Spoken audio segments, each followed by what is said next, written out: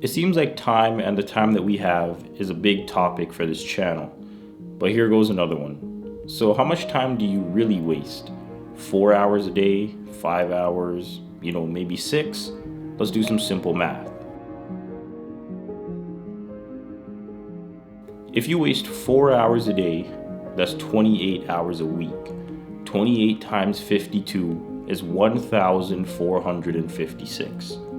1,456 hours. Now, let's be conservative and say you worked at a minimum wage job.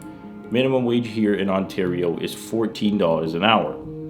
$14 an hour times 1,456 is 20,384 if my math is correct. Now, your time is worth way more than $14 an hour.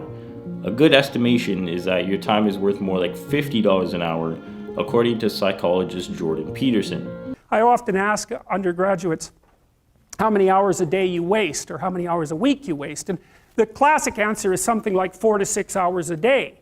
Inefficient studying, watching things on YouTube that not only do you not want to watch, that you don't even care about, that make you feel horrible about watching after you're done. That's probably 4 hours right there. You think, well, that's 25 hours a week, it's 100 hours a month, that's 2.5 full work weeks, it's half a year of work weeks per year. And if your time is worth $20 an hour, which is a radical underestimate, it's probably more like 50 if you think about it in terms of deferred wages. If you're wasting 20 hours a week, you're wasting $50,000 a year. And you are doing that right now. So $50 an hour times 1,456 is $72,800 a year. So ask yourself, can you afford to waste that much money in a year? Imagine the time you spent scrolling through Instagram, you picked up a part-time job. It doesn't even have to be 28 hours a week. It could be between, say, 15 and 20 hours. You have your regular 7 to 3, or your 8 to 4, or your 9 to 5. Then go to work from, say, 4 to 9, or 5 to 10, or 6 to 11, and pick up some extra money. If you worked 5 hours at minimum wage for 5 days, not even 7, so you could still have an evening job in the weekdays, and then you could still have your weekends to do laundry and groceries and whatever else you have to do, you could be making an extra, say, 10 to 20 grand a year. I try to be very conservative with these numbers, but I hope you get my point. I used to utilize a lot of my time by improving my communication skills with people by utilizing the services provided by Microsoft. And by that, I mean Xbox Live.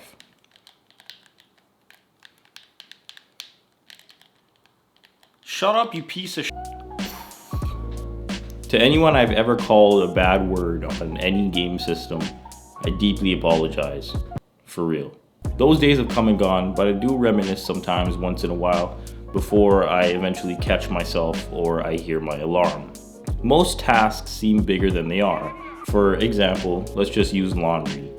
In my head, I think, well, I have to go downstairs and then I have to put it to wash and then I have to come back up and then I have to hang it up, when in reality, minus the washing part, all the other steps of going downstairs, putting it to wash, going back down and bringing it back up and hanging it up really only takes like 10 minutes. I know tasks seem daunting at first, but I promise once you get past the first one and you get in the groove, it gets really good. Because then you're flying through your to-do list and before you know it, you're done. It's like when I sit down to come up with ideas for these videos. I sit for at least 10 minutes with a blank page just thinking, and then it feels like I'm wasting my time and it feels like, okay, well, maybe I have to think about something else, like I'll come back to it later. But then once you get past that first page and then you just lose yourself. You're on page 2, you're on page 3, even page 4. And then that's the groove that I'm talking about. Then before I know it, all the bullet points are down and then I start writing down the shots for B-roll and then we go shoot. But after I start, it's really hard to stop. And then before you know it, you lose track of time and then it's 11:30 and then you have to go to bed to wake up to go to work in the morning. So what are some ways that you could stop procrastinating and stop wasting time and stop avoiding things you knew that you had to accomplish or to do? One thing that might help is called the Pomodoro technique. And basically what you do is you set a timer, you work for 25 minutes, and then at the end of that 25 minutes, you take a 5-minute break. This is effective because 25 minutes really isn't a long time, and at the end of it, you get a 5-minute break. So it gives you a sense of urgency in a way. I also like to give myself little mini deadlines. For example, I upload 1 video a week. So I know that I can write down my points in about 1 to 2 days, leaving me 4 to 5 days to shoot, 1 day to edit and to upload. So if by the second day I don't have anything written down, then I know it's time to really, get into gear. Then by day 5 to 6 I should be done shooting, and then on day 7 I edit and I upload.